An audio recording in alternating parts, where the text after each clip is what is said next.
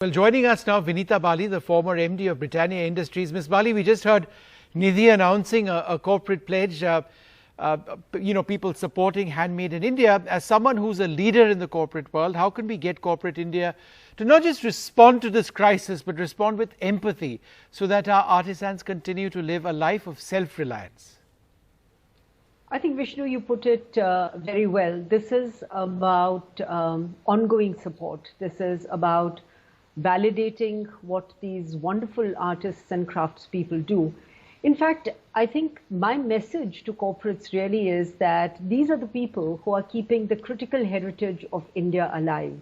So right now, we've heard a couple of corporates pledging. There are 2 or 3 things that can be done immediately. One, of course, is, what was the initiation of the Habba is to buy and gift. There are a lot of times where corporates give you gifts for 5 years, 10 years in the corporate world, etc. A lot of those could be translated into handloom. I think there's another very big thing, and that is that, we've been talking right now of frontline workers.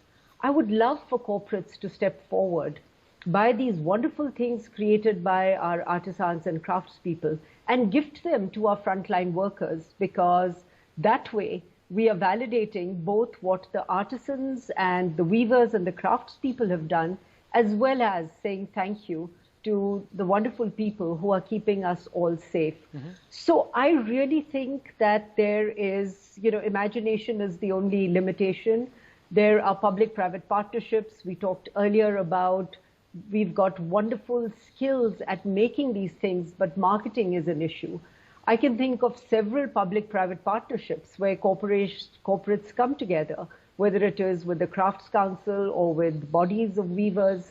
Earlier on in the show, Vishnu, somebody talked about, the way our tech sector is organized. If we could have a NASSCOM equivalent of handloom, I know there is Crafts Council and so on, but that kind of focus and support, there is a lot that can be done on an ongoing and a systematic basis to continue to encourage, support, respect, and validate the critical heritage that these wonderful artisans and craftspeople provide for us.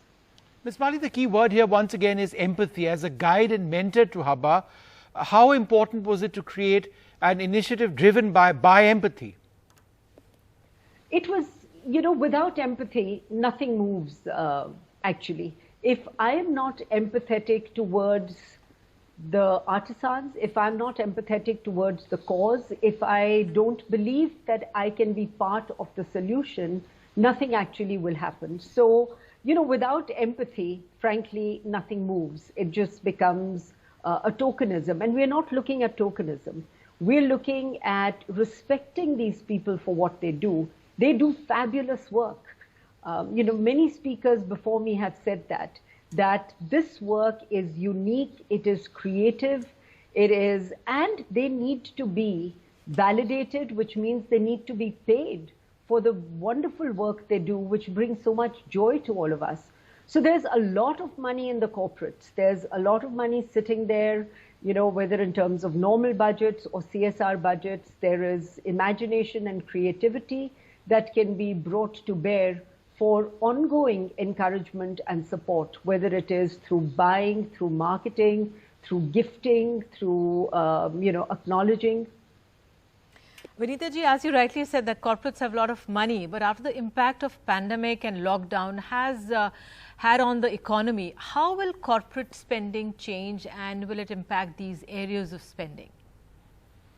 That's an excellent question you've asked. And what happens is, in a situation like the pandemic, everybody did what was most urgent. So we have to differentiate between the urgent and the important. So the most urgent was making sure people are not going hungry, making sure people who were walking back were given food, etc. So a lot of energy, a lot of money went into those things. Now, this pandemic could be with us for a long time to come. This pandemic changes significantly, how things happen, how people work, etc. And therefore, in that world, corporates have to say, what is the ongoing systemic, abiding, enduring support that can be provided to our artisans. How can we actually create a context where, like every other industry, this industry is given, if I could use that word, is given incentives. The entire market for handmade products in the world is between $400 and $500 billion. India, with all its unique craftsmanship, is not even 2% of that. So I'm saying Make in India is not just about setting up factories. Make in India is also about supporting these wonderful people, 16 million of them. So that's supporting 80 million people, 80 million people in 16 million households. It is about supporting them for livelihoods which can go on forever. The other thing I do want to mention is we have to also realize that on average, the government has just brought out its report on the handicrafts sector in India 2019-20. More than 2/3 of weavers make less than 5,000 rupees a month. And less than 10,000 rupees a month covers about 95%. So industry has to be empathetic towards organizing this in such a way that the person who does this fabulous work is rewarded and remunerated. Forget about rewarded, remunerated with equity and with empathy. बिल्कुल विनीता जी, आपने जो अहम बात की कि NASSCOM के जैसा हमारे हैंडलूम्स और हैंडीक्राफ्ट्स के लिए एक बनना चाहिए, तो उससे एक ठोस मजबूती मिलेगी हमारे क्षेत्र को। बहुत बहुत धन्यवाद विनीता जी।